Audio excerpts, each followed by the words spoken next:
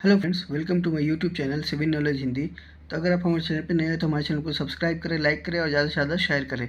तो आज मैं आप एक लोग के लिए एक नया टॉपिक लेकर आया हूँ, 10 basic rule for column design.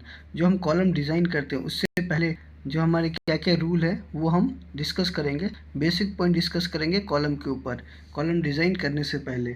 तो सबसे पहला पॉइंट है, ठीक है, उसमें हम कॉलम का साइज़ पता करेंगे। साइज़ ऑफ कॉलम, मिनिमम कितना साइज़ होगा, कॉलम का मिनिमम साइज़ होना चाहिए।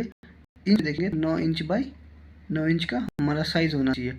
और अब इसको हम एम एम करेंगे तो 225 mm बाई 225 mm का हमारा कॉलम होना ही चाहिए, इससे कम नहीं होना चाहिए। तो पहली बात ये होगी।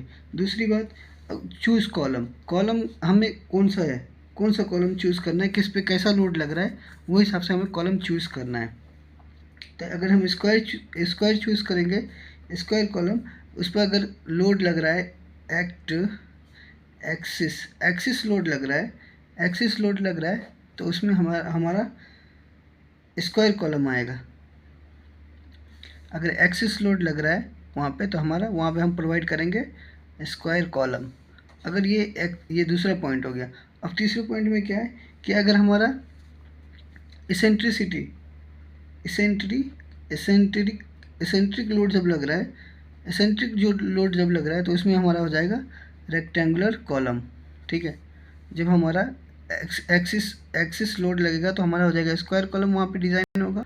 और जहाँ पे एसेंट्रिक लोड आ रहा है वहाँ पे हमारा रेक्टेंगुलर कॉलम डिज़ाइन होगा। अब चौथा पॉइंट हमें याद रखना है, ध्यान रखना है कि लैप लेंथ हमारा कितना होना चाहिए। तो यहाँ पे बेसिक रूल होता है 40D, जो हम 40 इंटू डाई ऑफ बार, जो भी हम डाई ऑफ बार यूज़ करेंगे कॉलम में उसका डाई ऑफ बार यूज़ करेंगे, जो कैलकुलेशन आएगा तो उतना हमें लैप लेंथ यूज़ करना है। जैसे कि ये लैप लेंथ हो गया, ठीक है, ये लैप लेंथ हो गया, तो ये हमें यूज़ करना है 40D।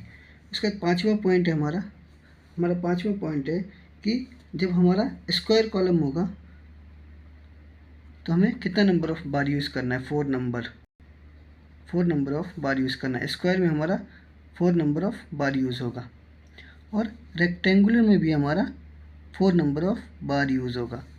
रेक्टेंगुलर में भी हमारा मिनिमम बोल रहा हूँ, आप यहाँ पे मैक्सिमम में 6 भी जा सकता है, मैं मिनिमम की बात है। मिनिमम 4 नंबर ऑफ लॉन्गिट्यूडनल बार, ये सीधा जाएगा, longitudinal bar used in square column and rectangular column. ये सर्कुलर कॉलम होगा तो इसमें हमारा 6 नंबर ऑफ बार हम यूज़ करेंगे। 6 नंबर ऑफ बार यूज़ करेंगे जब हमारा कॉलम सर्कुलर होगा।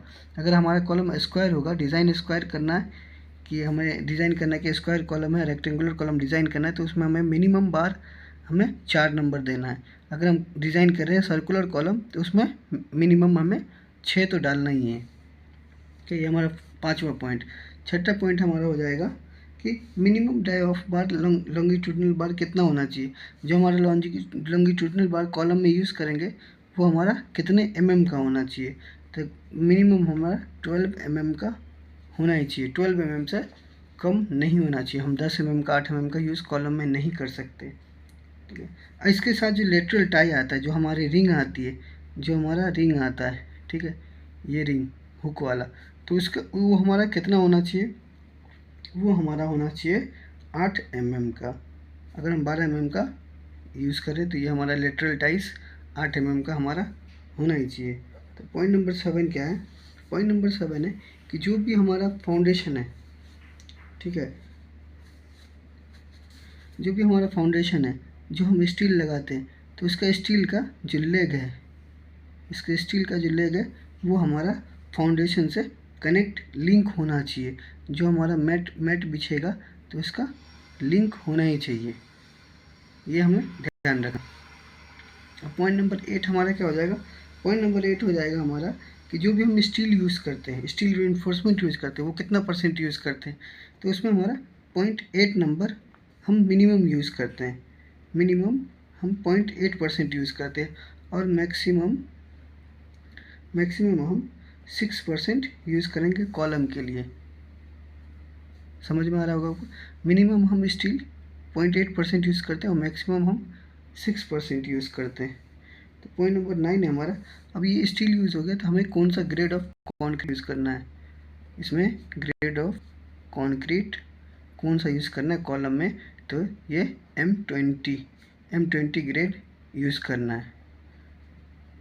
M20 grade of concrete use करना है, उससे कम यूज़ करना है, नहीं करना। और इसमें स्टील कौन सा यूज़ करना है, Fe500 यूज़ करना है स्टील, या Fe415 हमें यूज़ नहीं करना है। अब लास्ट पॉइंट है पॉइंट नंबर 10। पॉइंट नंबर 10 हमारा क्या है कि स्पेसिंग, जो स्पेसिंग होता है हमारा वो कितना कितना होना चाहिए।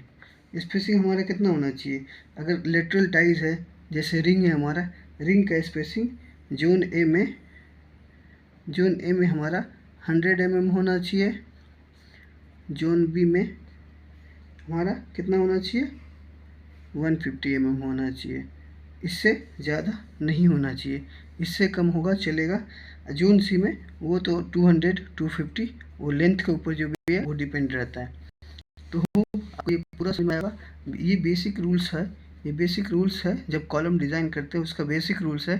तो होप आपको अच्छे से समझ में आया होगा।